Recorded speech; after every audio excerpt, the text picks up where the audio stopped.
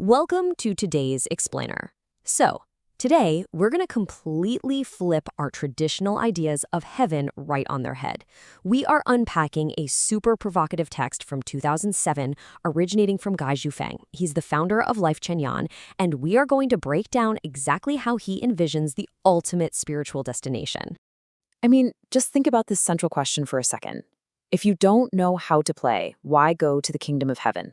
It's an incredible hook, right? Fang says right out of the gate that if you don't know how to play, or maybe you just don't want to play, well, striving to reach heaven is completely pointless. It totally strips away all that solemn, serious baggage we usually attach to the afterlife, and it replaces the whole thing with just one uncompromising requirement: play. All right, let's just dive right into this. To really wrap our heads around this concept, we kind of need to look at the geography of Zhufeng's heaven. According to the text, the kingdom of heaven isn't just some vague, fluffy place. It's made up of very specific realms. You've got the 1,000-year world, the 10,000-year world, the Elysium world, and especially the Celestial Islands continent. And the one defining characteristic that unites every single one of these realms? They are, without exception, realms of absolute joy and play. Literally, there is no other purpose for their existence in this entire framework. So, this is where it gets really interesting, because Feng just totally dismantles what we assume about life. Here on Earth, we usually define our worth by our work, right? Being a police officer, a factory worker, a farmer. But Feng aggressively contrasts those earthly ambitions with heavenly reality. You absolutely cannot take your earthly job to heaven. Why? Well, because heavenly reality makes them totally obsolete. There is no crime, so no police. There are no factories, so you don't need manual labor. I absolutely love how direct Guy Zhufeng is here. The text takes on this incredibly conversational, honestly almost sassy tone just to wake the reader up. Planning to be a police officer in heaven? Let me tell you, there's no such job in heaven. It perfectly highlights the absolute absurdity of projecting our flawed human society onto a divine realm. Heaven, at least in this text, doesn't need managing or policing or organizing by our human standards. It's already perfect, which means your traditional, grinded-out work ethic is utterly useless there. And, it's not just secular jobs that are useless. The religious and survival-based ones are out too. Take these common but totally misguided goals. Say you want to go to heaven to preach the Tao or the Way. Well, the text points out that any citizen of heaven already understands the truth thousands of times better than you do. They definitely do not need your preaching. And farming? Heavenly beings literally do not eat earthly crops. Zhufeng uses this super logical breakdown to prove that our earthly obsession with survival and instruction has absolutely zero place in the kingdom of heaven. Now, here is the real kicker.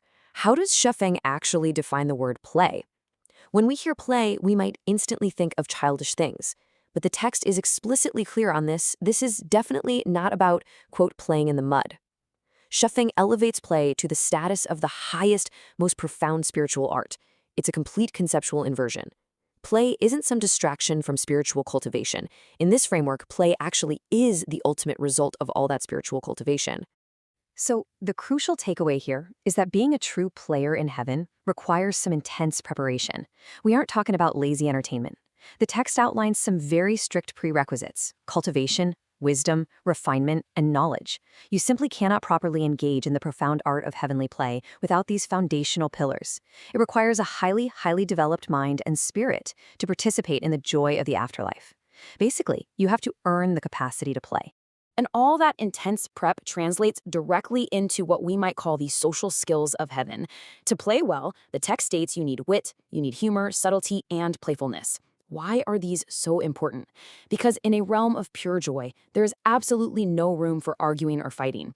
If you lack humor or subtlety, you simply don't have the tools to interact in a harmonious, elevated society.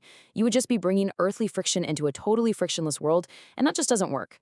But wait, it goes even deeper than just social skills. The text demands incredibly strict moral requirements for a true player's soul.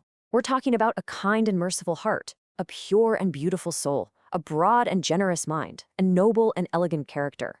Zhufeng poses the question, without these traits, who would even want to play with you? It reveals that this heaven of play is actually an incredibly exclusive realm. It is reserved only for those who have achieved the absolute highest moral and ethical character during their time of cultivation. And this perfectly captures the social dynamic of this heaven. The text draws this really sharp, fascinating contrast between the emperor mindset and the heavenly citizen. If your idea of play is being an emperor, doing whatever you please and totally ignoring the feelings of everyone else, you will not fit in. Heaven doesn't have emperors. It only has citizens whose primary driving goal is harmony and bringing joy and happiness to others. Selfishness is basically the ultimate disqualifier for heavenly play. Okay, this next part brings us to one of the most striking and honestly hilarious analogies in the entire text. Xue Feng addresses those folks who think heaven is just some place to sit blankly and listen to gods and Buddhas preach. He writes, "A cow might serve as a mount? What use are you? Just making everyone uncomfortable?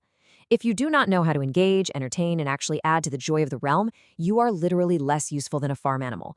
Divine beings don't want an audience of clueless, boring humans. They want fellow players." So as we near the end of our explainer today, we hit the source's brutal final assessment. This is the ultimatum. What does Xuanfeng call those who fail to cultivate the art of play? Well, he calls them eating machines, working tools, moving objects, and walking corpses. It is a really striking condemnation of a humanity that obsessively prioritizes mere physical survival and endless, mindless toil over the profound, elevated art of spiritual joy.